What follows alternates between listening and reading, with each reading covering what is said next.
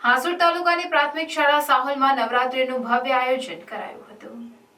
પ્રાથમિક શાળા સાહોલના આચાર્ય નિલેશ કુમાર સોલંકીના માર્ગદર્શન હેઠળ નવરાત્રી મહોત્સવને ધ્યાને રાખીને શાળામાં માતાજીની આરતી, થાળ તેમજ પ્રસાદીનું સુંદર આયોજન કરવામાં આવ્યું હતું।